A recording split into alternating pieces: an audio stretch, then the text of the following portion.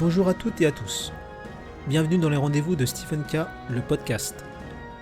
Je m'appelle Steven Kitirat, réalisateur et journaliste autodidacte. Depuis 2016, j'ai rencontré des personnalités hors du commun et je suis ravi de vous faire partager ces échanges. Ensemble, nous allons à la rencontre des héros du quotidien qui partagent leur vision du monde, une perception positive qui aide à envisager l'avenir avec optimisme.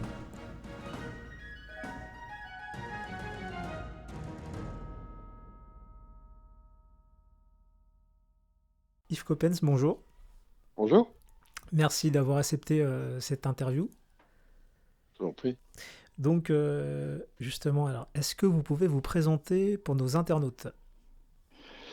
Oui, volontiers, je m'appelle Yves Coppens, je suis paléontologue, un petit peu archéologue, et j'ai fait une carrière à Paris, en commençant par la Sorbonne, où j'étais assistant, et puis ensuite au Muséum national d'histoire naturelle, où j'ai fini par avoir une chaire, et puis ensuite au Musée de l'Homme, où j'ai fini par avoir une direction, et puis ensuite au Collège de France, où j'ai eu ensuite une deuxième chaire.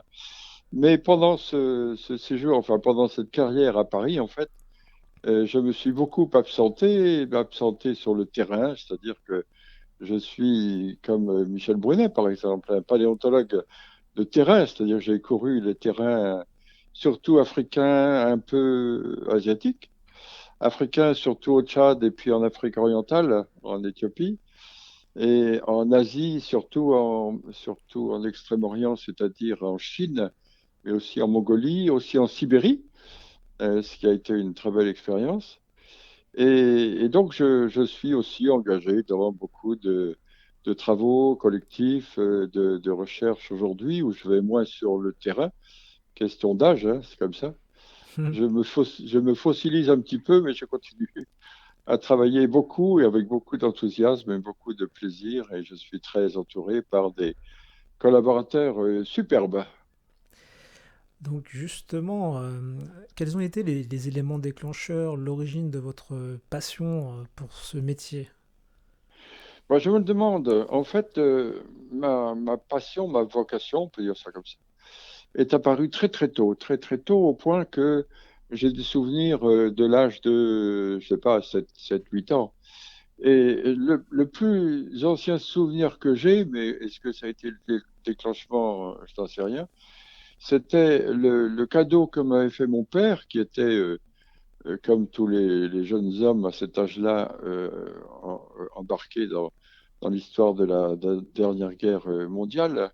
C'était le cadeau de mon père de quelques fossiles qu'il avait récupérés sur le front, ramassés sur le front, en faisant une tranchée probablement, enfin une histoire abominable, D'accord. quelque part dans les Ardennes ou dans l'Aisne, hein. Et il m'avait rapporté ça et c'était des coquilles, enfin des coquilles bien fossilisées, de fossiles de l'ère secondaire, c'est-à-dire que ça avait 100 millions, 150 millions d'années, quelque chose de ce genre, d'une part. Et d'autre part, comme je suis né en Bretagne, il se trouve que j'ai fréquenté les menhirs, si je puis dire, les dolmens, Mhm. très très jeune et que ça a dû aussi un petit peu influencer ma tête et ma curiosité.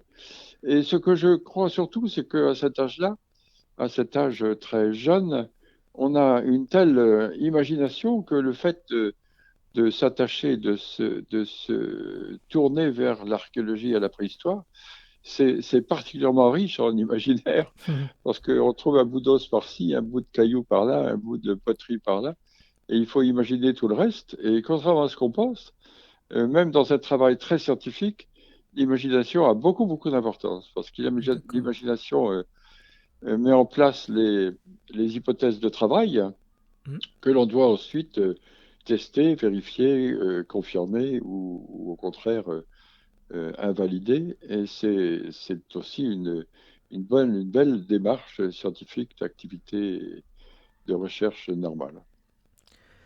Alors justement, parler d'imagination, entre votre imagination et et le concret, la pratique quoi, concrète, est-ce que vous avez, j'imagine, mais trouvé des différences ou peut-être pas du tout quoi? Bah, c'est-à-dire que au fur et à mesure de l'âge. Bien sûr que quand on est tout jeune, on imagine beaucoup. Quand on l'est un petit peu moins, même jeune homme, hein, on comprend ce qu'est la recherche et pour devenir scientifique, on doit évidemment devenir extrêmement rigoureux. Si on n'est pas rigoureux, c'est pas la peine de faire de la recherche. Et autrement dit, le travail de base, c'est bien sûr la donnée, ce qu'on appelle maintenant la data, Hmm.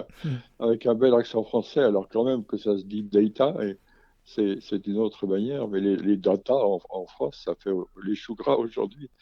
Et la donnée est essentielle. Il faut la donnée effective. Pour un archéologue, c'est un objet que l'on retire du sol et que l'on retire d'un certain niveau archéologique, d'un certain niveau géologique, associé à un certain nombre de choses. Autrement dit, c'est pas n'importe quoi et c'est quelque chose qui a déjà toutes ces coordonnées, ces références, ces informations.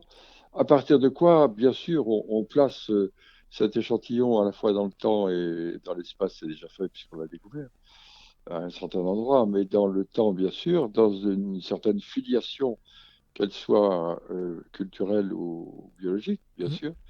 Et puis ensuite vient l'imaginaire. Et encore une fois, moi, je prêche pour l'imaginaire. J'ai toujours prêché auprès de mes élèves parce que ça fait partie de la recherche. Enfin, un chercheur est autorisé à imaginer. Là où il n'est plus autorisé, c'est quand il va trop loin et qu'il commence à inventer, à rêver et à s'élever dans l'espace comme un artiste, c'est autre chose. Oui. Je n'ai rien contre les artistes, au contraire, je les admire beaucoup, mais ils ont une autre liberté que celle que nous avons. Nous sommes toujours au ras des pâquerettes, et étant donné que je suis anthropologue, je dis volontiers au ras des squelettes. Voilà. C'est bien dit ça.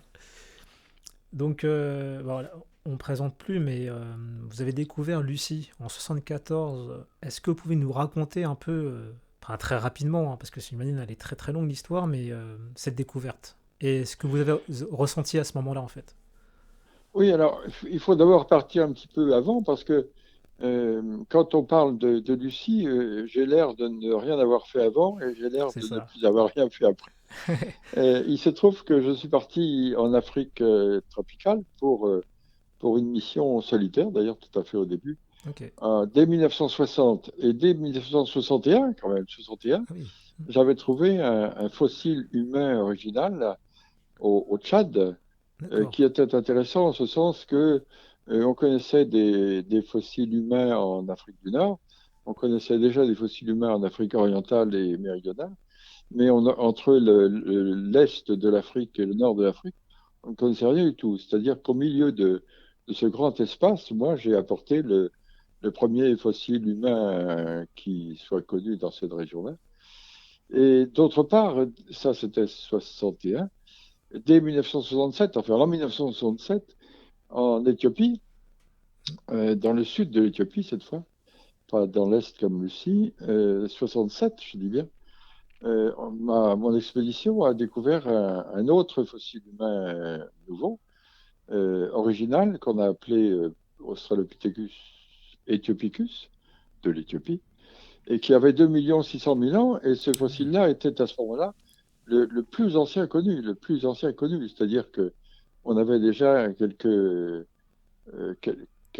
décorations, si je puis dire, à notre casquette. Hmm. Lorsque j'ai été sollicité par un collègue géologue qui s'appelle Maurice Tayeb et qui faisait sa thèse dans le nord-est de l'Éthiopie. Il faisait une thèse de géologie, il était géologue, et il avait trouvé un morceau de dent, un chicot, un méchant morceau de dent d'éléphant. Et D'accord. comme je faisais ma thèse sur les éléphants, je connaissais bien ces bêtes-là. Et je lui ai dit immédiatement que c'était un, un morceau de dent d'une espèce éteinte, d'une espèce disparue, qu'on appelait les phases Reiki, et que ça signifiait que son morceau avait entre 2 et 3 millions d'années. Alors Oh. évidemment, je l'ai encouragé à chercher d'autres choses. Mhm. L'année suivante, ça devait être autour de 67, 68, quelque chose comme ça. L'année suivante, il est revenu me voir avec un autre petit paquet de fossiles qui confirmait la première détermination. Et du coup, je l'ai encouragé encore beaucoup plus à chercher. Et puis, on a mis sur pied en 1972 ce qu'on a appelé l'IARE, International Afar Research Expedition, l'expédition internationale de recherche de l'AFAR, avec pour le début, pour les fondateurs, 4 personnes. 2 Français, c'était Tayeb et moi, et puis 2 Américains, c'était Johansson et Kalb. D'accord. Et on a démarré ensemble, et à ce moment-là, Tayeb a souhaité, alors que c'était lui qui avait trouvé les premiers fossiles, il a souhaité qu'on soit tous les 4 chefs d'expédition, co-directeurs, je ne sais pas comment dire ça, D'accord. co-directeurs de l'expédition, pour une raison très précise. Il s'en souvient très bien, d'ailleurs, pour une raison très précise, c'est que comme j'avais travaillé dans le sud de l'Éthiopie, avec des Américains et des Anglais, et comme dans le sud de l'Éthiopie, on s'était divisé le terrain, Mm. il y avait une partie qui était pour l'équipe française, une partie pour l'équipe américaine, une partie pour l'équipe anglaise.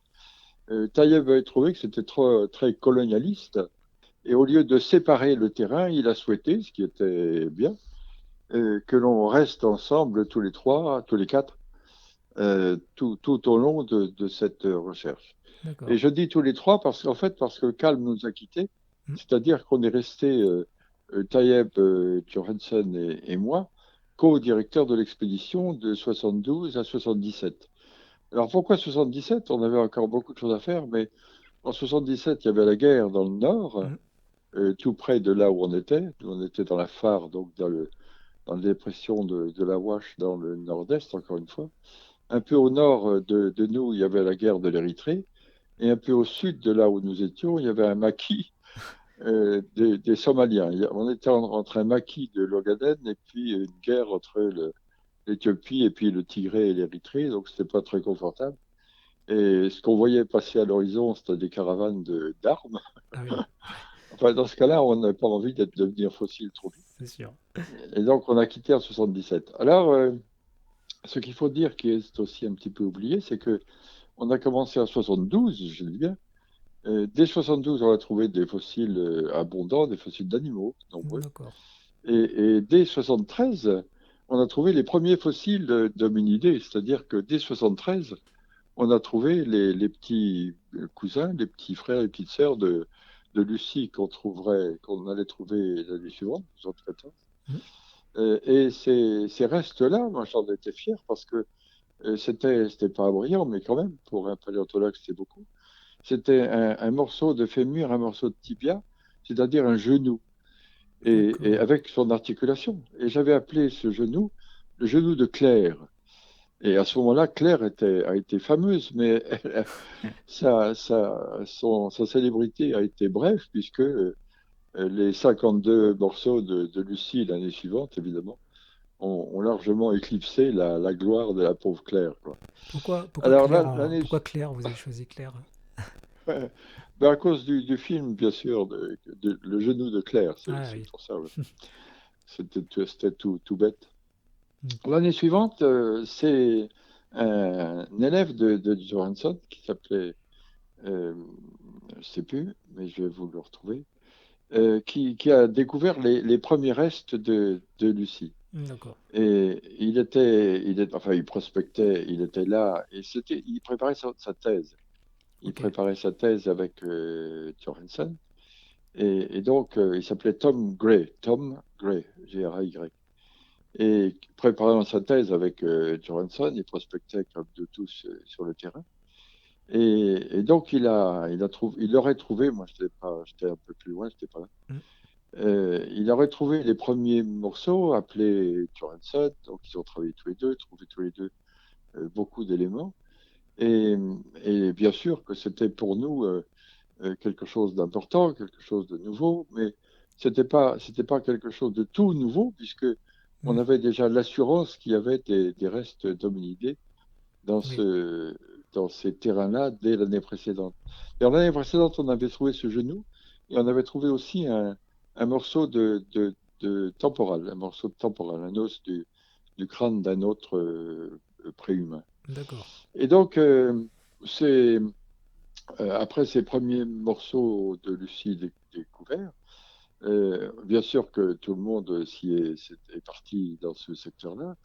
Et on a tamisé beaucoup tamisé beaucoup le terrain sur, je sais pas, peut-être une dizaine de mètres. Et sur une dizaine de mètres, dégringolant d'une couche supérieure, on a trouvé des restes, beaucoup de restes, des dizaines et des dizaines, mais beaucoup d'indéterminables, Ok. et 52 de déterminables, d'où cette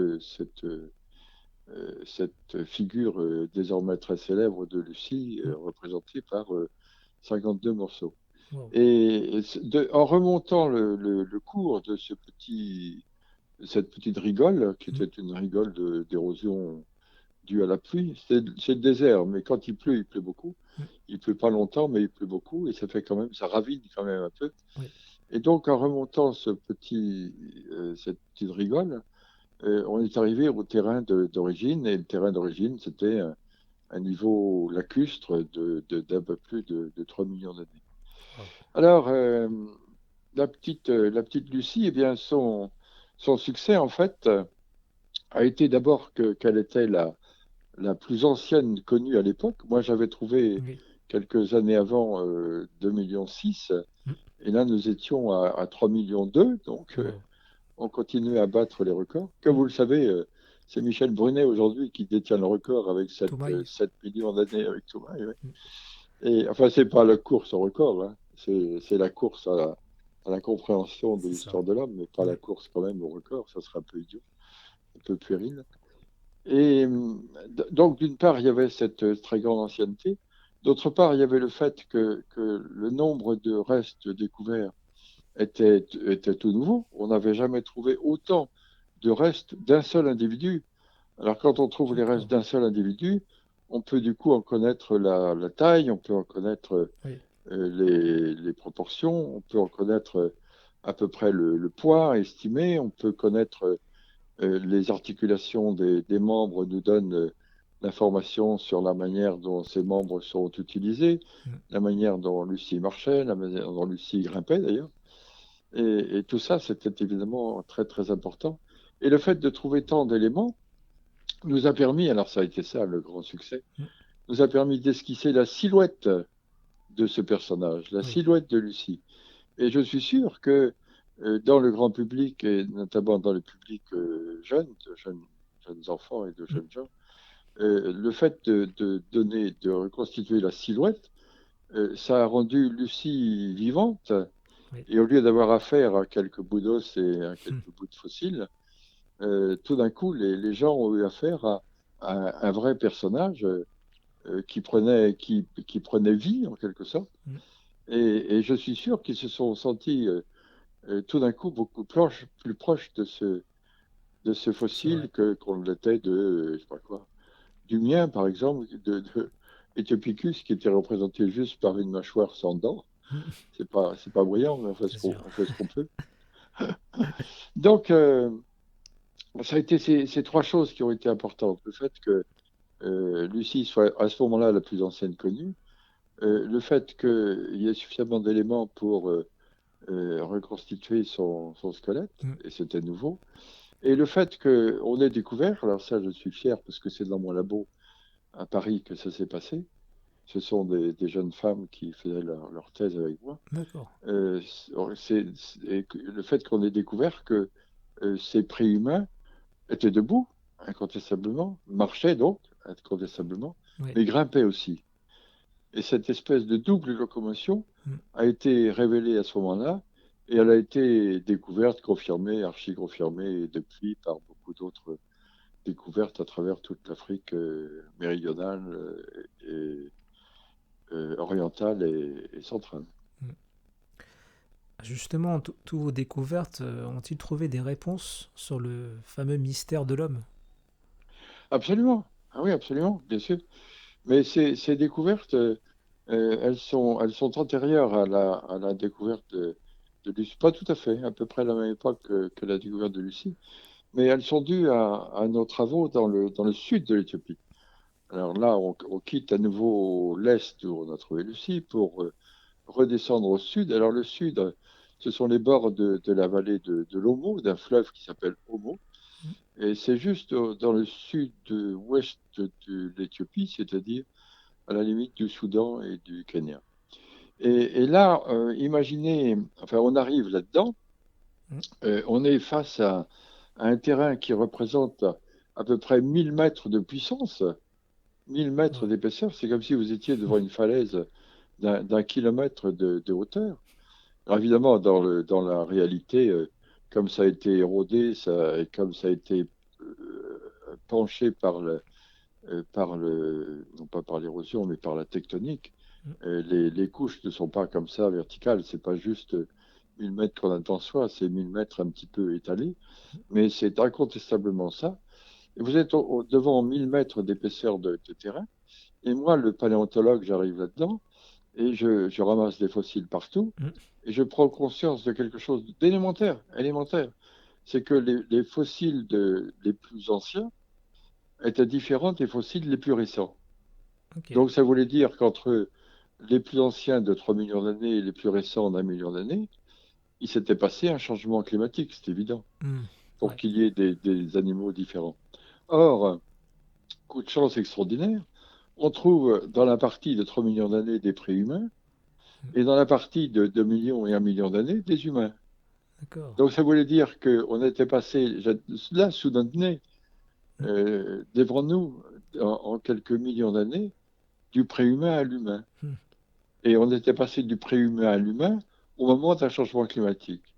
Ouais. Et après, évidemment, bien des travaux.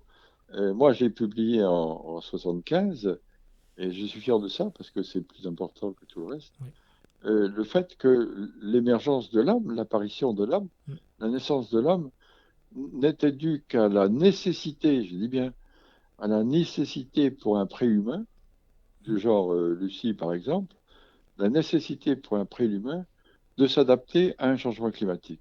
D'accord. Et quand on est passé du préhumain à l'humain, on est passé d'un être qui marchait et grimpait à un être qui marchait mais ne grimpait plus, à un être qui, dans un milieu plus sec, avait dû changer ses voies respiratoires supérieures et du coup avait vu son larynx descendre, ce qui était le début de l'installation du langage articulé.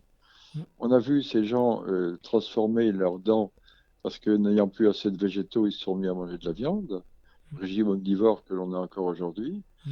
Et on a vu ces gens développer leur cerveau, non pas pour réfléchir, mais si, dans un sens, non pas pour réfléchir à, à ce dont on traite aujourd'hui naturellement, Oui. mais du point de vue de la sélection naturelle, développement du cerveau, probablement pour trouver des astuces pour éviter la dent du prédateur. Vous savez, Mm.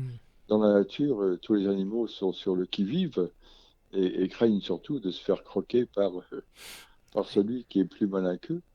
Et en l'occurrence, ces trois changements, les voies respiratoires supérieures, les dents et la tête, Mm. ont fait la différence entre le pré-humain, Australopithèque, et l'homme. Et c'est ainsi, pour moi, qu'est apparu l'homme, Mm. c'est-à-dire quelque Ouais. chose de très soumis au même titre que n'importe quel autre bestiau. Il faisait partie il faisait partie d'un écosystème comme n'importe quel autre animal.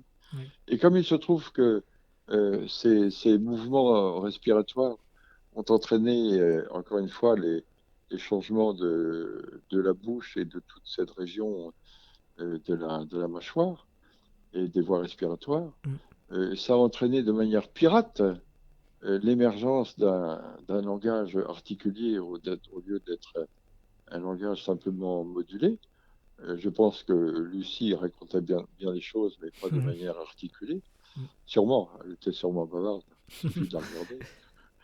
Et d'autre part, la tête, le cerveau, avec son développement en volume, son développement en complexité, son développement en irrigation, a dépassé un seuil, un niveau, qui a fait que l'homme, au lieu de simplement savoir comme Mm. Lucie savait plein de choses, on dit de manière très jolie que l'homme a su qu'il savait. Il Mm. a su qu'il savait parce qu'il avait un degré de réflexion meilleur, un degré de conscience supérieur. Et quand on sait que l'on sait, on prévoit. Oui. On prévoit, on prépare, on appréhende les Mm. choses. Et c'est ce qui a fait que l'homme, au lieu d'utiliser des outils comme bien des espèces qui l'ont précédé, s'est mis à tailler la pierre, c'est-à-dire à, à préparer un outil pour un usage du lendemain ou du surlendemain ou de la semaine suivante. Et cette espèce de préparation de l'avenir a fait toute la différence du départ dans l'histoire de l'homme. Et pour moi, alors, je ne vais pas imposer cette affaire-là, mais Mm. il me semble que quand vous avez un caillou dans une main, Oui. c'est-à-dire une forme, et quand vous avez un caillou dans une autre main, c'est-à-dire une autre forme, et que vous tapez avec un caillou sur l'autre, vous obtenez une troisième forme, Mm. c'est-à-dire que l'homme, dès le début, dès qu'il a fait sa première pierre taillée, Mm. dès qu'il a taillé sa première pierre, il a créé un symbole. Ok. Et le symbole, du coup, ne le quittera plus. Le symbole et l'homme sont liés et il n'y a plus d'homme sans symbole et évidemment pas de symbole sans humain. Exact. Toute la facette spirituelle de l'homme euh, pour laquelle on est partisan aujourd'hui ou opposé aujourd'hui, ça n'a pas d'importance, mais c'est inhérent à notre tête Mm. et l'homme est apparu. En fait, je crois que je dis ça de manière un peu amusante, mais il me semble que l'homme est homme dès qu'il est homme.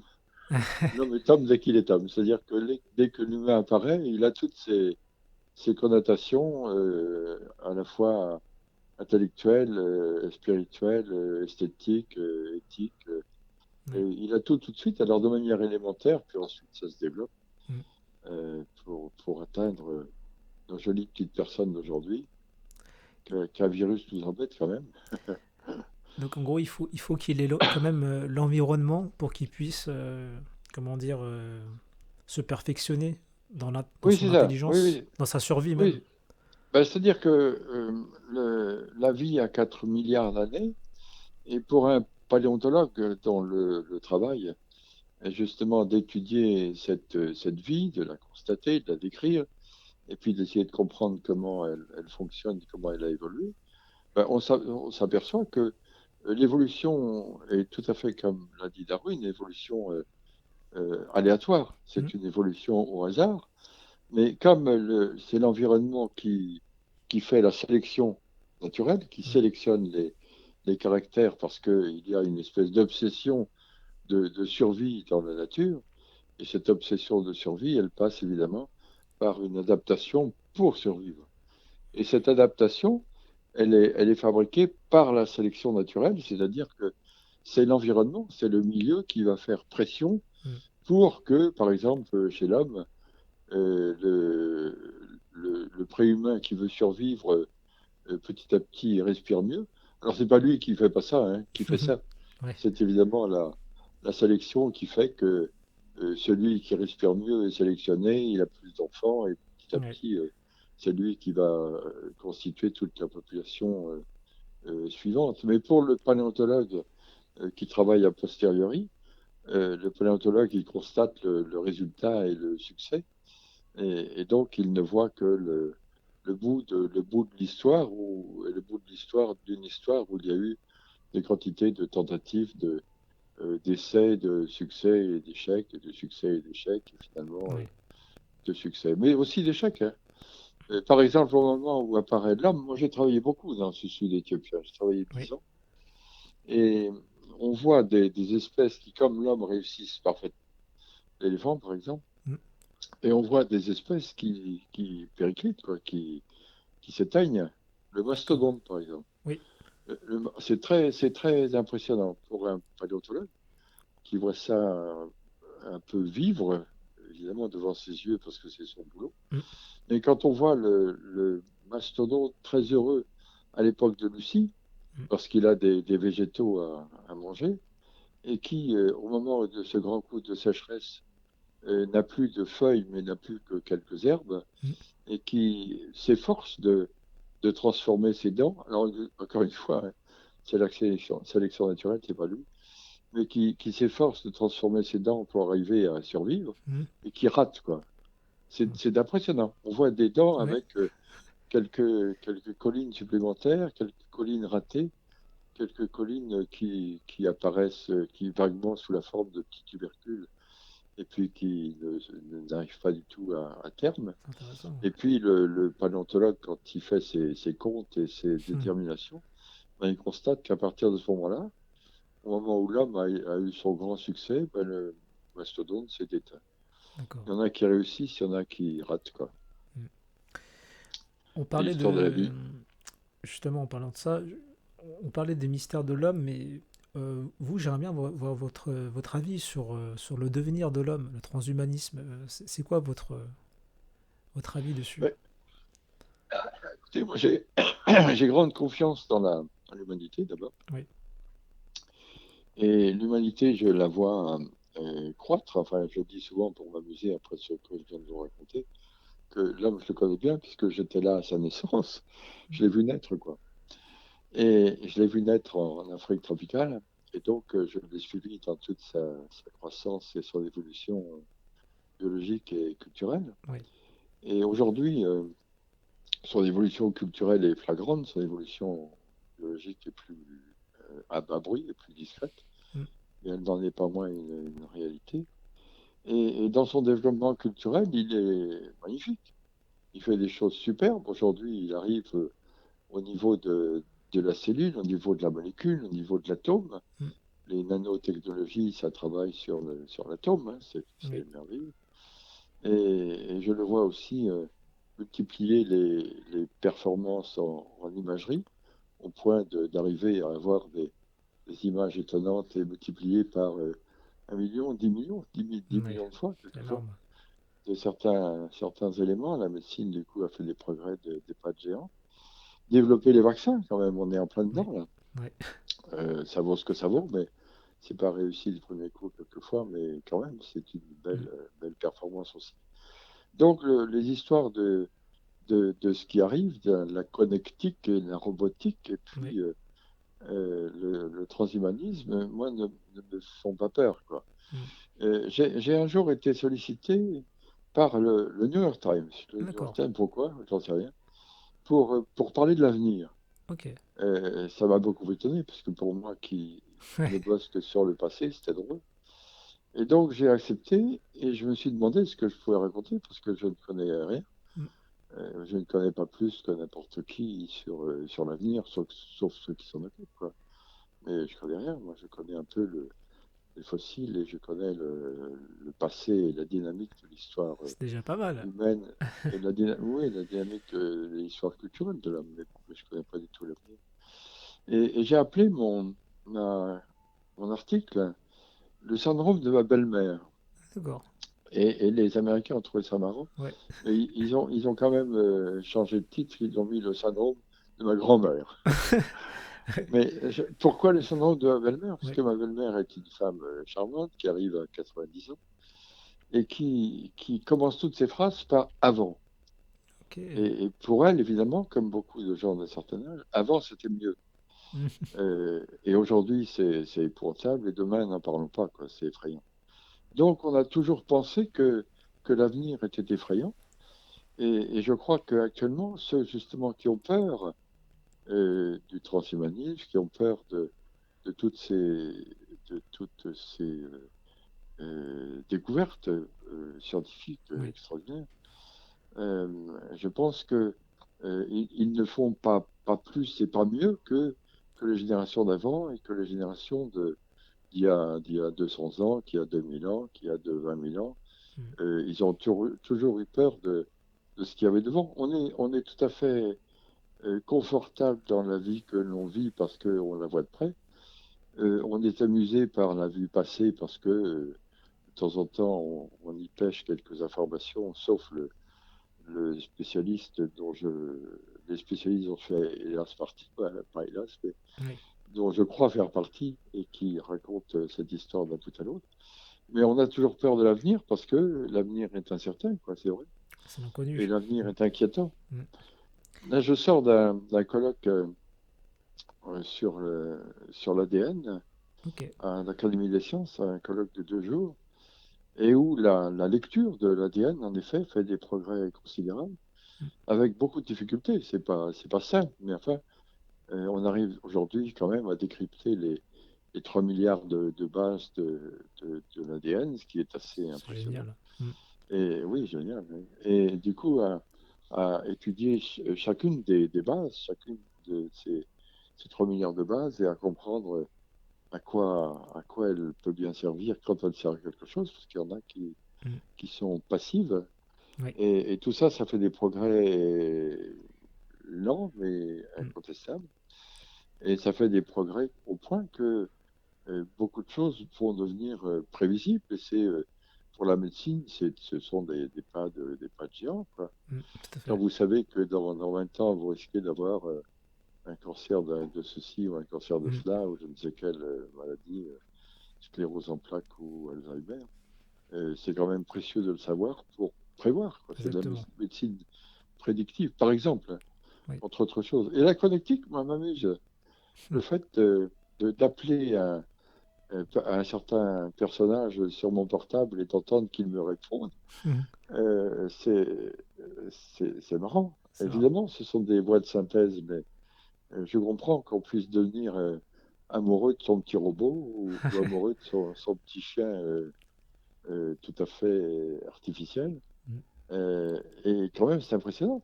C'est vrai. J'ai vu des émissions, parce que je ne suis pas connecté à ce point, mais j'ai vu des émissions où on appelle son ordi, ou on appelle Mm. sa télé pour demander à quelqu'un qui a forcément un prénom, il faut que ce soit un peu Ouais. humanisé, de fermer les volets, d'éteindre la radio, de faire cuire le steak, enfin je ne sais quoi. Tout est Euh, connecté. Ouais. Bien sûr qu'il faut faire attention, et bien sûr que il faut toujours enfin, considérer qu'il y a un merveilleux côté et qu'il y a un côté dangereux. Mm. Quand on a trouvé la radioactivité, Oui. la radioactivité, elle permet aujourd'hui de détruire certaines tumeurs, elle permet aujourd'hui de travailler en médecine au point de repérer beaucoup de choses. Mm. Elle permet de faire une énergie euh, nucléaire qui est des milliers de fois plus puissante que toutes les autres, quoi qu'on en dise. Mm. Mais mauvais côté, elle permet aussi, une fois les éléments enrichis, de faire des bombes assez impressionnantes Mm. et qui peuvent anéantir des millions de personnes d'un coup. Oui. Donc c'est curieux l'humanité. Juste- Mais c'est curieux parce que c'est à la fois de la liberté et de la responsabilité. Et la liberté, on en est très conscient et on en use. Oui. La responsabilité, on en est moins conscient et du coup, C'est vrai. on la laisse un peu de côté. Et quand on en est responsable, Mm. c'est important de penser aux deux à la fois, quoi. Mm. Donc, ce qui est bien, ce que vous avez dit, que vous croyez quand même en l'humanité. Euh, Ah oui. pour vous, est-ce que vous avez un message pour les personnes qui veulent réaliser leurs rêves, leurs projets, comme vous d'ailleurs, hein? Ouais, oui, mon message, c'est d'abord de ne jamais avoir peur de la science. Jamais avoir peur de la science. La science est faite pour, comme on l'a dit, comme j'ai dit tout à l'heure, elle est faite pour observer, pour décrire le monde tel qu'il existe, Mm. et puis pour essayer de comprendre comment il marche. Et puis au-delà de ce rôle-là, la science, une fois qu'il a compris comment le monde marchait, essaye d'appliquer ce qu'il a compris à sa propre existence, à son propre bien-être, etc. Donc tout ça est tout à fait dans l'ordre des choses et du confort et du succès de l'homme. Mm. Donc ne jamais avoir peur de la science, c'est sûr, et puis de croire à l'avenir, quoi. Oui. Moi, à tous les jeunes que je rencontre, et il se trouve que au-delà de mes étudiants que j'ai toujours, j'en ai toujours de nouveaux. Je rencontre quelquefois des classes, des écoles, primaires d'ailleurs quelquefois, et secondaires souvent, et supérieures aussi bien sûr. Et je leur dis surtout ne croyez pas au syndrome de ma belle-mère. Mm. Euh, Pensez que votre avenir sera aussi beau que le nôtre. qui sera très différent, qui sera différent. Tout change C'est depuis vrai. 14 milliards d'années que l'on a une perception de l'univers. Tout a changé tout le temps, tout a changé tout le temps. Il n'y a pas de raison de penser qu'aujourd'hui, ça ne changera plus. C'est vrai Ça ne changera pas, que donc ça changera. ces dernières années, il y a quand même une accélération de choses qui vont assez vite, vous trouvez pas? Oui, si, mais c'est pas gênant. Oui, Non, non, au contraire, non, non, c'est bien. C'est pas pour ça qu'on s'en va vers une catastrophe. oui. Il y a quelquefois des accélérations, mais il faut se laisser emporter par l'accélération. C'est Le ça. danger serait justement de ralentir, et Oui, oui. le danger à l'heure actuelle, c'est d'essayer de stabiliser, enfin Mm, oui. d'arrêter les choses et d'essayer même de faire marche arrière. La décroissance, moi, me fait très peur. Oui. C'est pas normal. C'est pas normal. Ce n'est pas normal. Euh, pour vous, Monsieur Coppens, quelles sont les qualités pour réussir dans ce métier, dans votre métier en fait? C'est quoi les qualités? Est-ce que ça s'apprend ou c'est vraiment c'est beaucoup de pratique, d'intuition, d'instinct? Ben, à partir du moment où on a ce plaisir et cette vocation, cette passion de quelque chose, je pense que même si on n'a pas les qualités comme ça au départ, on les acquiert. Et les qualités, c'est évidemment l'observation. Ça, Oui, c'est essentiel, hein. oui. L'observation. La patience, c'est aussi essentiel parce que quelquefois, on se lance dans une hypothèse et puis, au bout de l'hypothèse qui a mis beaucoup de temps à se construire, on s'aperçoit que c'est pas la bonne direction, donc il faut en fabriquer une autre et puis partir dans une autre direction, etc. Et en général, la pratique est longue Mm, avant de déboucher sur quelque chose. Donc, il faut beaucoup de patience. Il faut travailler beaucoup. Ça, mm, c'est incontestable. Il faut travailler beaucoup. Mais je pense qu'encore une fois, que quand on est passionné, ça ne pose mm. pas de vrais problèmes. Euh, voilà. Et puis, tout ceci réuni fait une vie merveilleuse, une vie joyeuse, heureuse, enthousiaste. Euh, Moi, je suis jubilatoire en permanence, quoi. Ce sont des métiers. Enfin, les métiers de science sont forcément des métiers de passion. Encore une fois, des métiers difficiles, tout simplement parce que la, la Terre et la vie sont des histoires compliquées.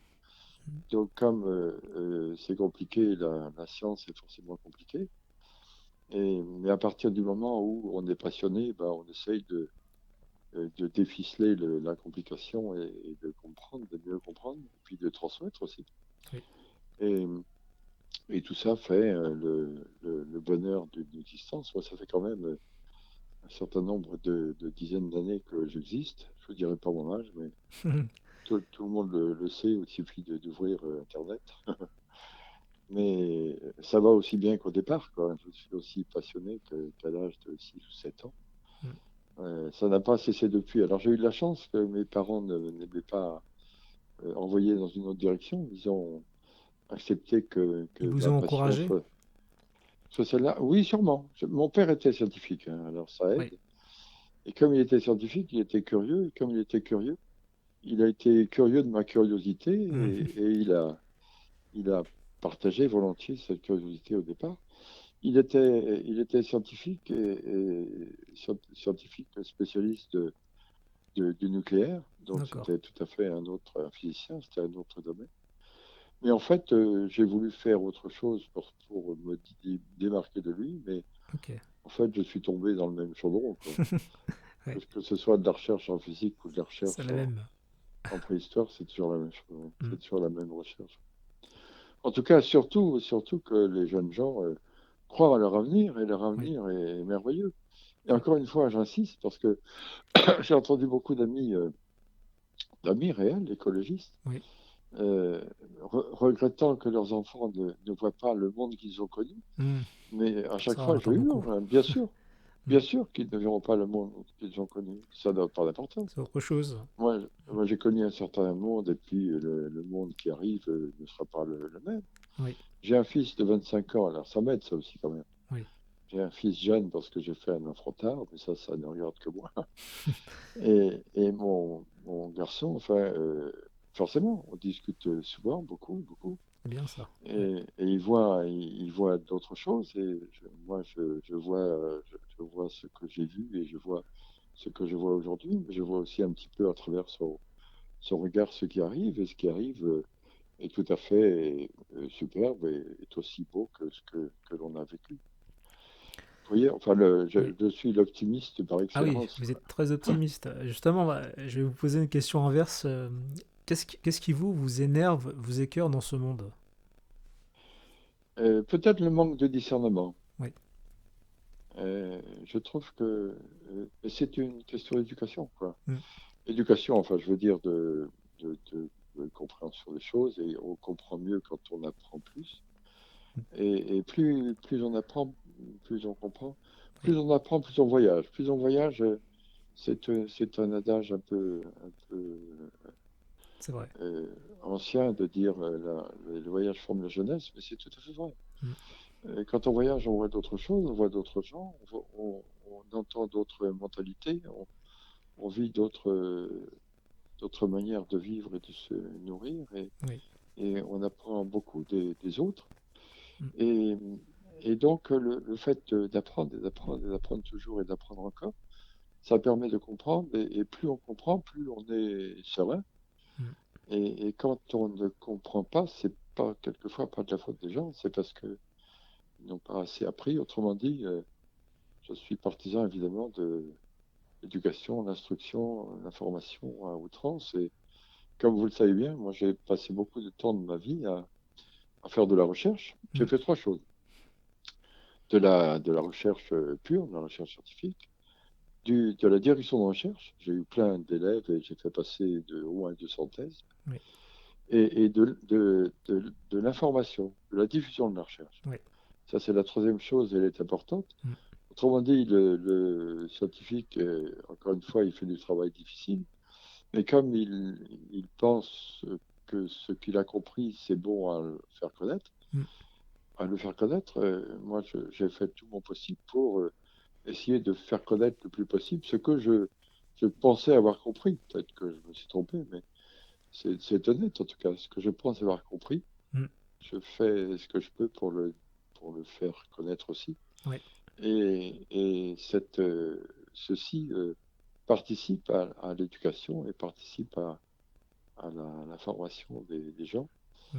et participe du coup à leur sérénité, à leur, plus on a de recul, mieux on comprend, Oui. et plus on comprend, plus on est euh, heureux. Mm. C'est vrai que La connaissance. vous avez rencontré beaucoup, beaucoup, beaucoup de gens, de personnalités, enfin, d'innombrables personnes en fait, soit des présidents, des rois, enfin même des gens du peuple, enfin tout. Vous, qu'est-ce que ça vous a appris sur l'être humain en fait? Ah, écoutez, moi je suis, après moi, hein, convaincu, persuadé que l'homme est un être social Mm. et que il vit mal sans l'autre. Mm. Ouais, on le voit là, Et je pense que c'est vrai. oui, absolument, on le voit tout à fait là, tout à fait, vous avez raison. Et l'autre apporte beaucoup. Et je dis toujours que dans le monde, la plus belle chose, c'est le sourire de l'autre. Oui. Lorsque on a l'amitié, la confiance, et j'ai toujours fait confiance aux gens. Et dans des conditions quelquefois risquées, quoi, audacieuses, dans Mm. des régions perdues, vous ne pouvez pas vous imaginer. J'ai fait confiance à des gens qui m'emmenaient, j'aurais disparu, personne n'aurait su ce qui m'était arrivé et pourquoi j'avais disparu et où j'avais disparu et ce que j'étais devenu. Qu'est-ce qui faisait en sorte J'ai j'ai fait que j'ai fait ça à les voir dans les grandes villes, oui. à la fois dans les grandes villes, à New York par exemple, Mm. mais aussi dans la brousse. Et à chaque fois, à partir du moment où vous êtes confiant, Mm. l'autre ressent votre Mm. confiance Oui. et du coup, vous envoie la sienne. Enfin, je veux dire que et à ce moment-là, un partage arrive ce qui arrive, quoi. Vous étiez Il toujours faut comme aussi. ça depuis votre enfance Ah, je crois, oui. Ouais, ça vient Je crois vraiment parce de... que Ouais, ouais, ça vient sans doute de ma nature d'accord. proprement dite, mais aussi sans doute de mon éducation, aussi des environnements que j'ai rencontrés, des milieux que j'ai rencontrés, des milieux que j'ai fréquentés, des gens que j'ai croisés, enfin des tas de choses. Hmm. Alors vous parlez de mes, de mes présidents et de mes rois. Oui, je me suis amusé à faire un petit bouquin Oui, c'est là-dessus, pour ça. mais C'est oui, bien sûr. intéressant, Mais justement. oui, oh, c'est amusant, mais il n'y a pas du tout de prétention dans tout ça, hein. En Non, fait, non. je Et, n'ai pas couru les rencontres de ces gens. et Il se trouve souvent, que ce qui vous posait ça comme question, c'est pas le futur, mais c'était plus l'origine de l'homme, quoi. oui, mais c'est-à-dire qu'on apprend toujours avec les autres, bien Oui. sûr. On apprend soi-même, mais on apprend beaucoup avec les autres, toujours, toujours. Et la rencontre de quiconque, hein. Un Hmm. homme est un homme, hein. Un homme Exactement. est un homme, hein. Oui. Moi, j'ai écrit ça dans mon premier petit bouquin. Enfin, c'est peut-être pas vrai. J'avais fait bien d'autres bouquins de science avant, mais mon premier petit bouquin de grand public, ça a été en 83 et ça a été le singe d'Afrique et l'homme. Oui. Et dans ce bouquin-là, j'avais terminé en disant que pour moi, un homme vaut un homme. Hmm. Et ça m'avait valu au moment où je dirigeais le musée de l'homme, il y a eu des petits mouvements sociaux et c'était extraordinaire parce que Hmm. les gens sont allés au ministère pour réclamer un certain nombre de choses. Et le ministère leur a dit, mais pourquoi vous ne faites pas la grève? Et vous ne pouvez pas vous imaginer. Et des gens extrémistes que je peux citer, évidemment, ont dit, mais parce qu'on ne fera rien sans avoir la bénédiction, en quelque sorte, Hmm. euh, de, du patron, quoi, de copains. C'était formidable. Oui. Euh, parce que, parce que quand vous avez cette mentalité, vous aimez les gens, c'est tout. Hmm. Il Moi a priori, j'aime bien les gens. J'aime bien tous les gens. il y a une Euh, personnalité, vous, qui vous a vraiment, enfin, peut-être même plusieurs, mais vous, vraiment impressionné, quoi, touché en termes de valeur. oui, sûrement Mandela, que j'ai vu brièvement, mais que j'ai quand même rencontré. Et ce type, quand même, qui s'est battu toute sa vie Hmm. au point de rester près de 30 ans en prison, Oui. euh, pour, euh, pour la fraternité entre Hmm. les gens de son pays. C'est déjà assez extraordinaire, c'est-à-dire Oui. qu'il porte déjà en lui un point considérable de sagesse et de beauté. Et quand je l'ai rencontré, ce bonhomme, euh, son regard m'a beaucoup impressionné. D'accord. Un regard tout ouvert, quoi, tout disponible. Vous pouviez vous jeter dedans, il était sans aucune défense, si je puis dire, ouvert.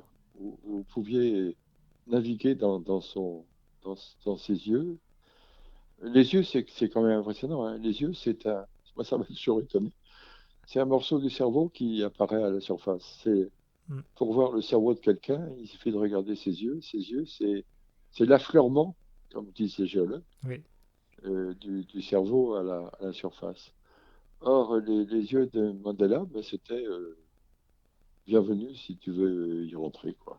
Ça a été vraiment un grand coup. Très, très simple, même pas besoin de parole, hein.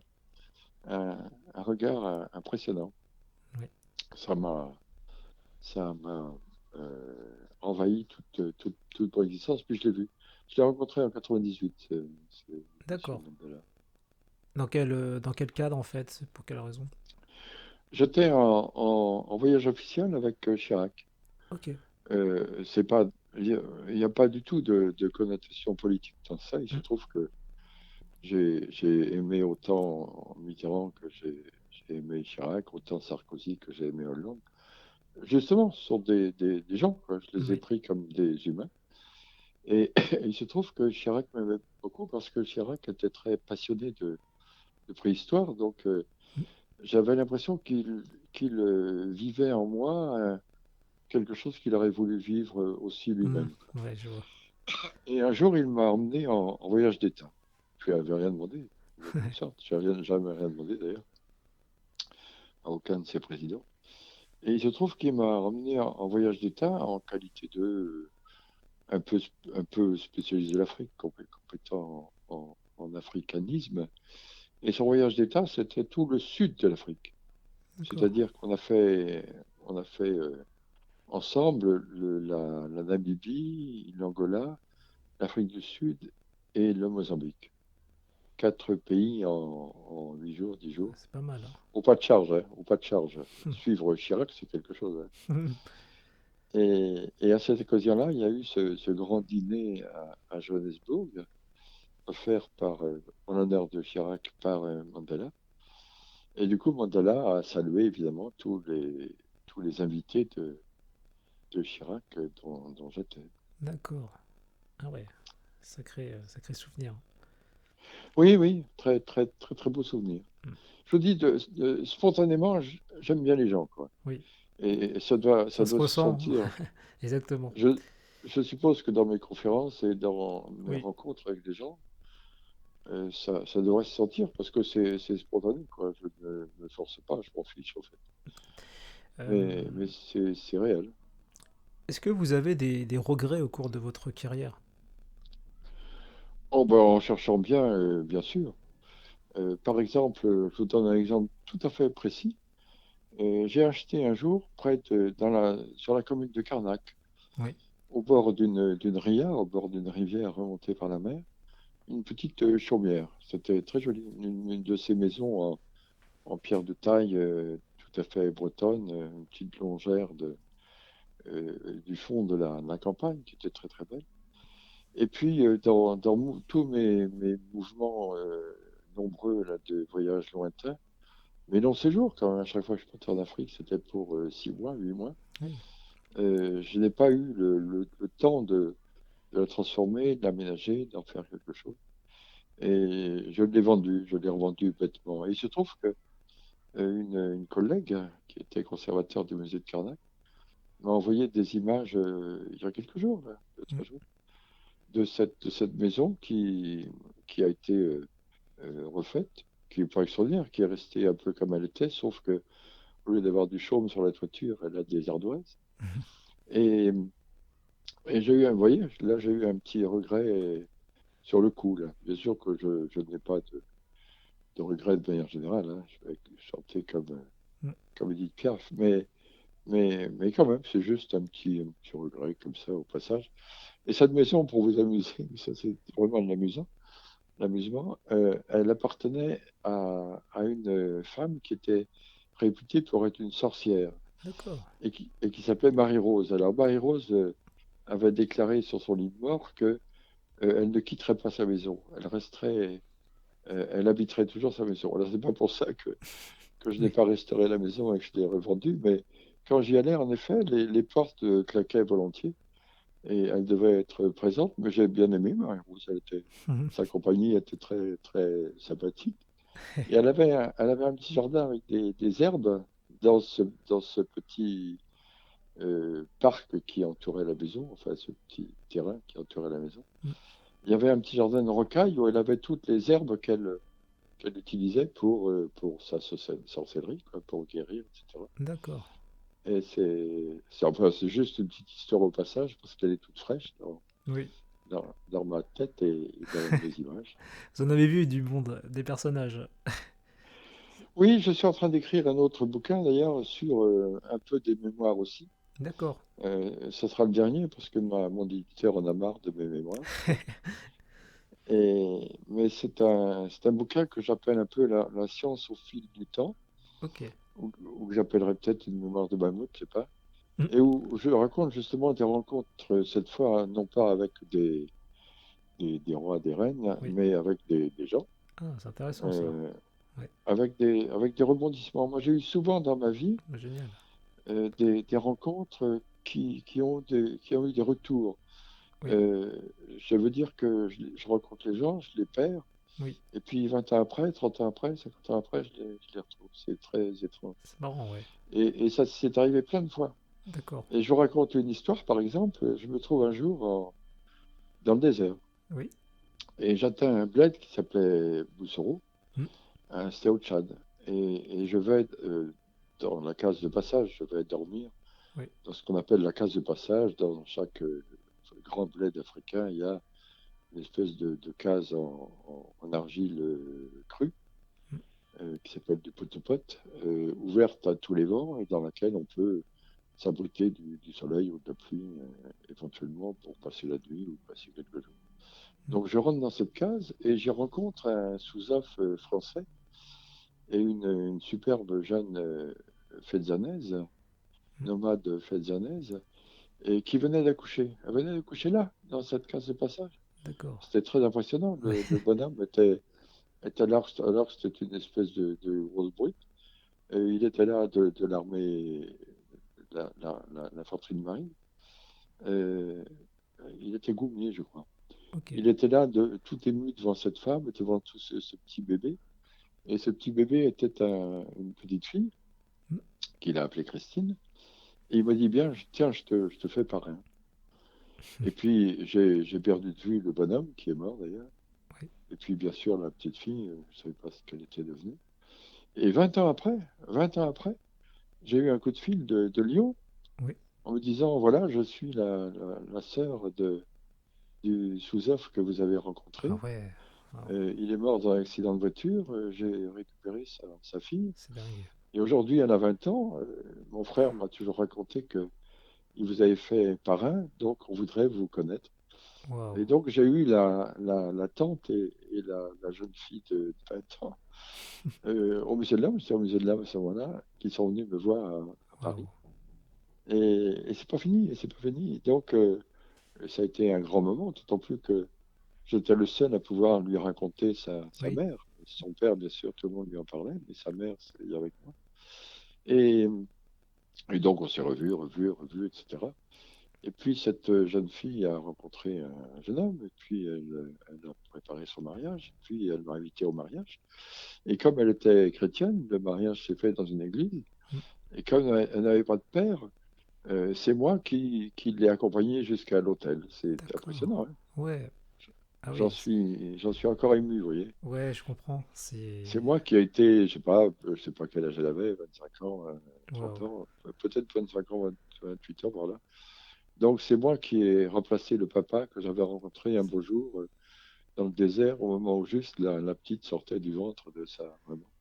C'est Euh, la magie des ouais. rencontres. C'est Ah, c'est c'est le formidable, hein. pouvoir que nous, les humains, on a et on se rend pas assez compte, je crois, Ah, de ce c'est qu'on peut magnifique, vraiment hein. faire. Exactement. C'est magnifique. Moi, j'ai eu beaucoup de plaisir justement à avoir des retours comme ça, Ouais. tout à fait impressionnants de beaucoup de gens. Mm. Vous avez dit musulman, vous êtes, c'est ça que j'ai compris? Moi, je suis un peu de tout.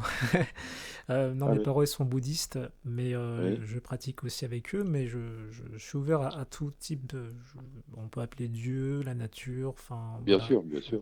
Oui, bien sûr. Oui, Moi, j'ai pas de religion précise.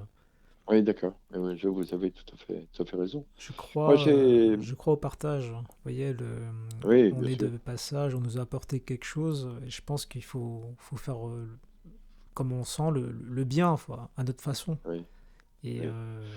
voilà, et Le transmettre comme vous milieu, le faites. milieu, Mm. le milieu bouddhiste, je le connais mal, je ne le connais pas bien. Le milieu musulman, je le connais très bien. Et j'ai rencontré des musulmans sur la côte est-africaine. C'est pas ce qu'on nous montre à la Et, télé, hein, c'est sûr. et j'ai été reçu chez Ouais, eux ouais. et j'ai vécu avec eux un certain temps, Mm. longtemps. Je les ai revus d'ailleurs bien des fois. Ouais. Et j'ai vécu avec eux un ramadan. J'ai fait le Ah ramadan ouais, en entier. d'accord. Et à ce moment-là, j'allais à la mosquée avec eux. Alors, ils racontaient qu'ils parlaient Swahili. Et Mm. moi, je parlais un peu, pas mal, Swahili. Un Mm. tout petit peu arabe, mais pas brillamment. L'arabe que j'avais appris quand même pendant 7 ans au Tchad. Donc, c'était un petit arabe de brousse. Ouais. Euh, et et quand j'allais à la mosquée avec eux, ils me présentaient comme le cousin un peu plus clair, quoi, le cousin d'Arabie. Donc, j'étais Ouais. le cousin d'Arabie, auquel cas je passais à la mosquée sans être trop remarqué. Ouais. Mais c'était un grand moment comme vous dites, de partage aussi, Énorme. et de partage sincère, ouvert. Mm. généreux, de tous les côtés. Vous dites qu'il n'y a pas d'hommes blancs, mais il y a des hommes décolorés, hein, c'est ça? Oui, ah C'est oui. marrant ça. J'aime bien cette Bah phrase. écoutez, c'est une réalité scientifique, quoi, j'y peux rien. Mm, C'est pas du tout quelque chose, c'est pas du tout un parti pris. mm, Ça le devient, bien sûr, je ne suis pas mécontent que ça arrive comme ça. Mais il est évident que l'homme étant d'origine africaine, enfin, je sais si j'ai passé des années de ma vie à le constater, le confirmer et le voir confirmé par plein de collègues. Il était forcément dans une région tropicale soumis à un rayonnement solaire qui a fait sa protection de mélanine. mm. Et c'est par, encore une fois, par une affaire tout à fait naturelle, une sélection naturelle. La peau s'est éclaircie, dégagée de cet écran lorsqu'il n'a plus été nécessaire. Donc il y a un gradient de couleur des tropiques au Grand Nord et qui est dû simplement à une adaptation au soleil, c'est tout. Et c'est pour ça que je disais que enfin, l'homme à l'origine était d'Afrique tropicale, donc il était coloré. Et, et nous sommes venus ensuite, donc nous sommes décolorés. Et l'autre jour, chez des amis arabes, justement, chez des amis algériens, ici à Paris, qui ont un petit restaurant pas loin de chez moi, là. Oui. J'y étais parce qu'on est très amis. Et, et passer un noir je sais pas, pour manger ou pour prendre un pot. Mm. Je ne sais pas d'où il venait. Et il m'a dit, oh, vous êtes tous des décolorés. Enfin, je suppose que c'est Internet qui a diffusé ça, ou quelque chose comme ça. Mais c'est amusant parce que ça crée tout de suite une fraternité C'est exactement. Mm. qui, en tout cas, et de ce côté-là, peut-être que chez certains blancs, elle ne le serait pas, mais et je m'en fiche. C'est de la science, quoi. Oui. C'est de la science. Mm. Et de l'émotion en même temps, quand même. Exact. Alors pour finir, Monsieur Coppens, alors j'imagine la liste est très très longue, mais est-ce que vous voulez remercier des personnes qui ont fait de vous ce que vous êtes?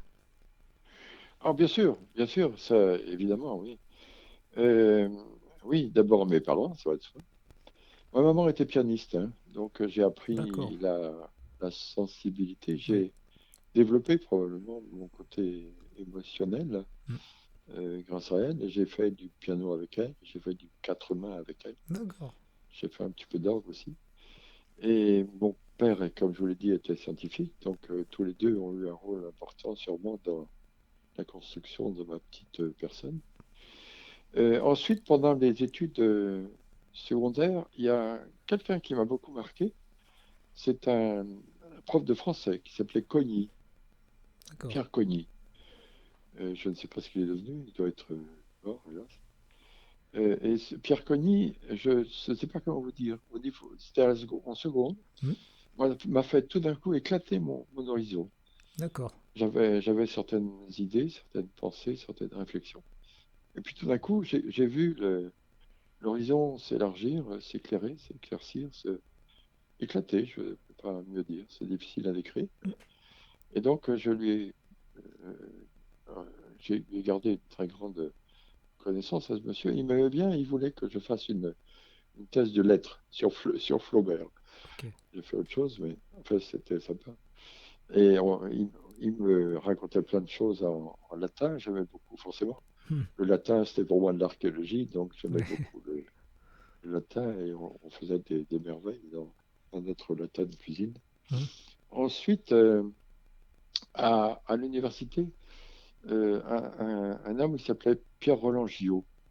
Gillot a été mon patron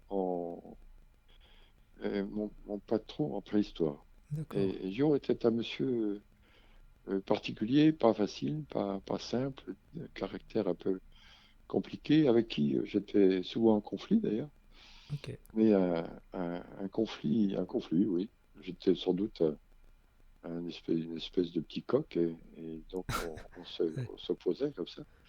Mais il m'a appris beaucoup et c'était un monsieur, un exemple de, un exemple de scientifique, un exemple de qualité de scientifique, extrêmement rigoureux, extrêmement précis, et extrêmement, très bel esprit, quoi. Mm. Donc il m'a appris beaucoup et je lui suis très, très reconnaissant. Et on s'est quitté pas en très bons termes, et puis après ça s'est arrangé. Je l'ai revu et il venait volontiers quand il venait à Paris. On déjeunait ensemble. Enfin, c'était drôle de rapport, parce que c'était ami ennemi. Non, moi je le provoquais, quoi. Je Mm. savais qu'il allait marcher à tous les coups, donc j'embêtais. C'est marrant ça. Mais en fait, ça m'aimait beaucoup, oui. Ensuite, que vous dire? Beaucoup de gens, bien sûr. J'ai eu deux femmes dans ma vie. Les deux ont été parfaites, hein, je dois dire. J'ai quitté la première pour la seconde, donc je ne devrais pas dire des choses pareilles. Mais j'ai honte de dire que j'ai eu deux mariages superbes. Ça Oui. pourrait dire ça, alors que j'en ai quitté un pour l'autre. Et puis aujourd'hui, j'ai ce petit garçon qui m'a apporté aussi beaucoup. Et parmi mes copains, alors j'ai eu beaucoup de copains de très grande qualité aussi. Mm. J'ai cité dans un bouquin un ami qui s'appelait Jean-Michel André. Jean-Michel André était un D'accord. musicien. Je l'ai connu quand j'étais en secondaire. Et c'était un type à fleur de peau, quoi, comme beaucoup d'artistes. Vraiment à fleur de peau. Donc on était tout à fait opposés. Moi j'étais dans la rigueur de la science et lui était dans l'excès de l'art. Mm. Et il a été pianiste, il a été concertiste, il a été chef d'orchestre, il était organiste et il a fait une vie de professeur de musique en fait. D'accord. Donc il a continué dans la musique. Et on était très liés, très très liés. On s'est beaucoup vus longtemps. Et j'aimais beaucoup son côté excessif. Quand il était amoureux, c'était effrayant. Il était prêt à se suicider à tous les coups. Waouh. Ah oui. C'est moi qui transmettais les lettres C'est marrant aux ça. jeunes filles. Oui, oui, c'était drôle. Et, et à chaque fois qu'il entendait aussi qu'on allait ensemble à un concert, il voulait arrêter la musique parce que l'homme qu'il avait écouté ou la femme était beaucoup trop excellente pour que lui se permette de poursuivre Ah oui. dans ses études musicales. Enfin, vous voyez, l'excès par excellence, Mm. quoi. Et ensuite, j'ai eu un très bon copain, enfin, je ne veux pas faire la liste, mais j'en ai beaucoup. Un très bon copain à la fac, et qui était je l'ai amené à la préhistoire. Il s'appelait Jacques Briard. D'accord. Et quand je l'ai connu, il était plutôt ivrogne et poète, quoi, vous voyez. Il se pointait sérieusement et il faisait des poèmes très beaux. Et je l'ai amené à la préhistoire. Il est devenu préhistorien de grande qualité. Il est devenu grand spécialiste de l'âge du bronze. Il est mort, hélas, très, très tôt d'une histoire, d'une maladie difficile à guérir. Ok. Et, et il s'appelait Jacques Briard, donc c'est un grand spécialiste de l'âge du bronze. Et on est resté très liés jusqu'à sa mort, en fait. Mm. Et quand j'étais ici prof au Collège de France, je l'ai fait venir souvent pour qu'il me fasse des séminaires et des conférences, des cours. Enfin, c'était très, très, très bien. Etc. Et puis beaucoup d'autres. Et dans les rapports professionnels aussi, beaucoup de gens. Ouais, j'imagine. Donc, il y a beaucoup de gens qui m'ont aidé de manière gracieuse, Mm. sans idée de retour, généreux, quoi. Oui. Et j'en ai connu au muséum, Jean-Pierre Lehmann, mon patron en paléontologie, Mm. et d'autres gens qui étaient d'autres disciplines, mais qui ont aussi aidé, je sais pas pourquoi. Oui. Et au- à l'Académie des sciences, un certain Georges Millot, qui était Mm. géologue à Strasbourg et qui a fait en sorte que j'entre à l'Académie. Un certain Thomas, André Thomas, qui était biologiste de l'Institut Pasteur et qui a tenu à ce que j'entre à l'Académie de médecine. Waouh. Enfin, vous voyez, c'est Ouais. sympa parce que quand on. Enfin, je ne veux pas dire quand on aime bien les gens, on est quelquefois aimé aussi en retour, mais on trouve sur sa route comme ça des gens euh, généreux gracieusement. C'est ça. Jacques Ruffier au Collège de France, Jacques Ruffier. D'accord. Je l'ai connu, c'était un type de Toulouse, avec un accent épouvantable, pour moi en tout cas. Et, et puis on a sympathisé beaucoup, et il a préparé ma candidature au Collège de France, véritablement Ok. préparée, au point que quand quand j'ai fait le tour des professeurs, mes futurs électeurs, tous m'ont dit, mais depuis le temps qu'on vous attend, depuis le temps qu'on nous parle de vous, voilà enfin. Enfin, quand vous entrez dans une institution avec cet accueil, c'est quand même sympa, non? Ouais. Mais voilà, mais j'en trouverai sûrement d'autres, bien sûr. En tout cas, la liste est très longue et bon, en tout cas, Monsieur Coppens, Brunet, Michel Brunet, ah bah on est oui, très. évidemment. Oui, Michel Brunet. En plus, Brunet est parti avec mon accord, mon aide d'ailleurs, Oui. à la fois morale et matérielle, Mm. euh, au Tchad pour vérifier une de mes hypothèses. Et au lieu de la valider, il l'a contrariée. Donc il est venu avec une idée qui bousculait les miennes. Et dans la mesure où c'est scientifique, moi, vraiment, je m'en fiche. J'ai été très étonné d'ailleurs de ma réaction, parce que c'est la première fois que ça m'arrivait de manière aussi brutale. Ah oui. Et quand il m'a expliqué ce qu'il avait trouvé, que j'ai vu ce qu'il avait trouvé, que j'ai palpé ce qu'il avait trouvé, parce qu'il a toujours eu l'honnêteté de m'apporter des choses, de me montrer les choses, de me téléphoner d'ailleurs quelquefois du terrain. Mm. Et quand j'ai vu que c'était incontestablement ce qu'il disait, ben, j'ai fait officiellement dans un journal, je crois que c'est la recherche, une déclaration où j'annonçais que je renonçais à mon hypothèse précédente. Ouais. Voilà, c'était clair. Ça aussi, ça a marqué Chirac d'ailleurs. Euh, il m'a dit, vous êtes incroyable. C'est vrai que Vous, c'est quand même rare vous- les personnes. Enfin, ils ont tellement, vous voyez, il y a tellement de gens qui ont beaucoup d'ego, qui veulent se dire, tiens, j'ai trouvé la oui, non, vérité. mais Vous, c'est pas oui, votre enfin, cas. Vous êtes prêt à oh, vous bah, remettre en question sans arrêt. oui, non, d'accord, mais faut pas se leurrer, hein. Mon ego n'est pas si petit que ça, je suis bien persuadé. Mm. Mais ceci dit, je vous assure que ça, je peux vraiment le raconter, et Brunet aussi. J'ai été surpris moi-même de ma réaction.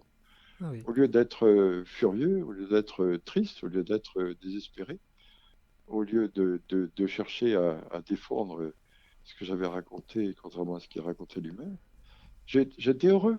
Mm. J'étais très, très content de voir qu'il y avait un résultat scientifique incontestable. Et même s'il n'allait pas dans le sens que j'avais envisagé, c'était un résultat scientifique. Autrement dit, c'est agréable de prendre conscience comme ça, C'est parce vrai. que j'avais pas eu l'occasion de me voir face à une contradiction de cet ordre, quoi. C'est vrai. Et ça me rappelle un peu mon père. Mon père est un peu comme ça. D'accord. Mon père, pauvre, c'est un bonhomme, c'était un scientifique tout à fait sincère et pur aussi. Et Mm. il me raconté un jour, regarde ce que j'ai trouvé. Et je lui dis, tu l'as publié? Il me dit, non, non, mais je l'ai envoyé à un collègue là-bas en Amérique du Sud. Et il m'a envoyé une publication parce qu'il a trouvé que c'était bon, que c'était vrai. Donc il l'a publié. Et donc c'est bien, quoi. Autrement dit, sa découverte, il l'avait envoyé à un autre. L'autre en avait tiré bénéfice et l'avait publié sous son nom. Ouais. Et mon père était très content. Wow. Pauvre papa. Pauvre papa. Là, moi, j'ai jamais fait ça quand même. Jamais à ce point-là. C'est Mais bien ça. ceci dit, oui, je crois que je suis scientifique honnête, quoi. Voilà, c'est tout. Mm. Mais il faut pas se leurrer sur mon ego, hein. Oui. Il est énorme.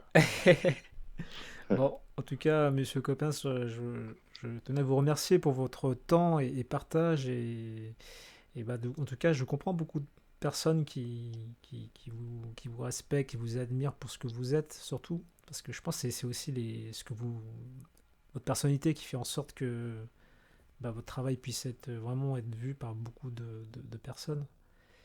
Et en tout cas, Tant mieux. je vous remercie de votre humilité aussi, pour votre, voilà, Pensez-vous. pour quelqu'un qui a beaucoup d'ego.